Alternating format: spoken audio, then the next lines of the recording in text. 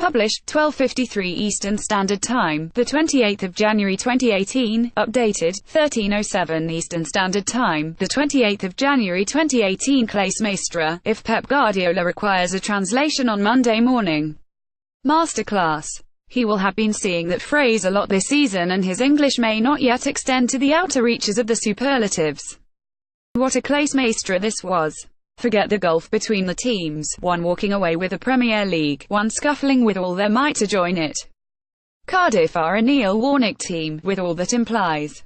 They are hard-working, physical, uncompromising. Warnock is a specialist at busting teams out of England's second tier and has been responsible for some decent cup surprises, too. This was never going to be one of them. Instead, it was City who shocked, with their invention, their speed, the relentlessness of Guardiola's attacking philosophy. Kevin De Bruyne put Manchester City in front when he cleverly rolled a free kick underneath the Cardiff City wall. Four of the Cardiff players jumped up as De Bruyne's effort rolled along the ground before finishing in the opposition net. De Bruyne celebrates scoring his 10th goal of the season as City stamped their authority on the game early on. Warnock thought he had prepared his players for this new wave, but there were times when they looked nothing less than overwhelmed by what they were up against. City are a team that think differently, that approach goal and score in a unique way. Kevin De Bruyne's free kick for the first was a case in point. There were 11 blue shirts on the field, and it appeared not one of them was thinking what De Bruyne was thinking. Ilkay Gundogan had tested Cardiff goalkeeper Neil Etheridge with a shot from range, and when the ball returned to him, Joe Rolls slipped in his desperation to close him down and ended up taking out the City midfielder on the edge of the area. As Gundogan received treatment, De Bruyne had time to consider. Maybe he revisited footage he had been shown of Cardiff defending free kicks. Maybe he recalled something Guardiola told him after his scouting mission to watch Cardiff's third-round replay at Mansfield. Perhaps it was a simple flash of inspiration. Whatever, as Cardiff's wall jumped in unison to defend his free kick, De Bruyne passed it under them, rolling the ball along the floor and tightly in at the near post. It passed under Bruyne and Manga, but they were equally culpable. So precise, so perfect was his strike that Etheridge didn't even move. It was as if the ball arrived from outer space. City boss Pep Guardiola delivers instructions from the touchline during the FA Cup fourth-round win over Cardiff. There was confusion when Bernardo Silva's strike was ruled out because Leroy Sane was adjudged to be offside. De Bruyne and Silva led the complaints to the officials as the jubilant Cardiff fans celebrated behind them. City boss Pep Guardiola confronts assistant referee Simon Long, who helped referee Lee Mason make his decision. Raheem Sterling adds a second goal after meeting Silva's cross, which he was able to head past goalkeeper Neil Etheridge. Sterling celebrates as Etheridge and the home supporters behind him look dejected at going 2 goals down on. That is what City are like at their best. Extraterrestrial. Warnock said he had his players chasing pieces of paper in training this week in an attempt to mimic their movement, and he probably wasn't joking.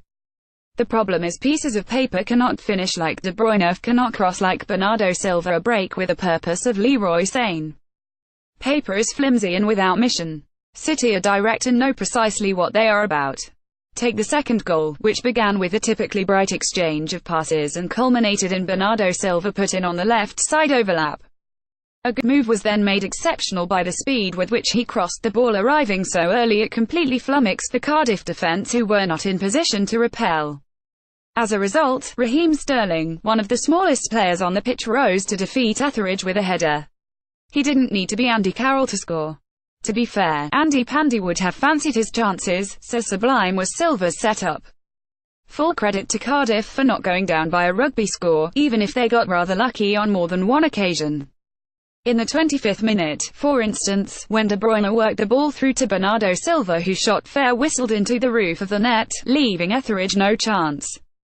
He wheeled away in celebration only to be alerted to a linesman's flag by the mocking jeers of the locals. Sane was a victim of Cardiff defender Joe Bennett, whose late tackle brought the City winger down to the ground. Sane was in pain after the challenge, which resulted in Bennett being awarded a yellow card from referee Mason. Sterling manages to knock the ball past goalkeeper Etheridge before making his way towards the Cardiff goal. Sterling reacts as Silva smiles in his direction. As the England international couldn't get his shot away in the second half, City goalkeeper Claudio Bravo was nearly beaten by an effort from range, but thankfully for him he gathered on the line. Bravo was fortunate to get control of the ball at the last moment to stop it from becoming the goal to level the scores at 1-1. Offside had been given against Sane, who had run in to snaffle the rebound, not that there was much chance of a save. It is rare, these days, to see offside given against a player not in possession of the ball, so it would help if it actually was offside. Replays showed Sane was level. VAR to the rescue then? Sadly no. The Football Association is operating the VAR in its cup competition this year like a random truth generator. How much truth you get rather depends where you are. Cardiff City Stadium is one of those grounds that can't handle the truth, it would seem. Despite playing host to European finals, Lee Mason did not get the opportunity to give Silva his due.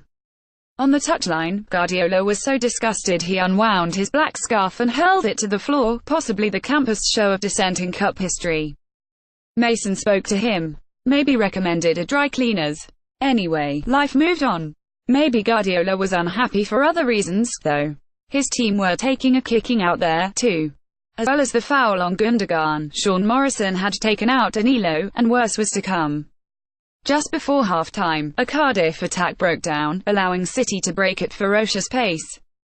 Sane picked up the ball and ran with it, accelerating away from despairing blue shirts and now approaching the penalty area. Cardiff used a rather physical approach at times as they tried to unsettle City's Premier League stars throughout the match. Cardiff manager Neil Warnock makes his way to the home dugout at Cardiff City Stadium on Sunday afternoon. Both sets of players join each other in a minute's applause for former England captain and Blackpool legend Jimmy Armfield and Kame Joe Bennett for one of the most inevitable fouls of the season. In real time, it looked like a cynical trip. With every replay, it looked worse. Bottom line, he was lucky to stay on. Mason gave a lenient yellow. Would VAR have solved it? 1-2. We must hope so, if it is to serve its full purpose, particularly as Sane did not appear for the second half. The official Twitter feed of the German national team was equally unimpressed. Hey Cardiff, it posted, we have an important tournament coming up in the summer. Please don't hurt our players. The Argentinians were perhaps not watching, or not as proactive, although Bruno Aqlmanga's challenge on Sergio Aguero in the 76th minute would have produced more than a few Latin screams. Eventually, a tipping point was reached. Bennett lunged in on substitute Brahim Diaz in injury time, and was rightfully dismissed. Not a moment too soon. Not all of Cardiff's defensive moves were agricultural, however.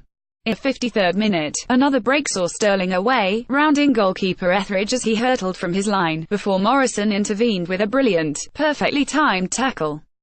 Warnock's team were spirited going forward in the second half too, and with Claudio Bravo in goal there is always a chance of a grandstand finish. He didn't have much to do, but what he did was unconvincing, particularly a routine save from a Junior Hoilett shot after 16 minutes that he almost dropped over his line. Not that it mattered. Guardiola's masterclasses are even Bravo-proof, it would seem.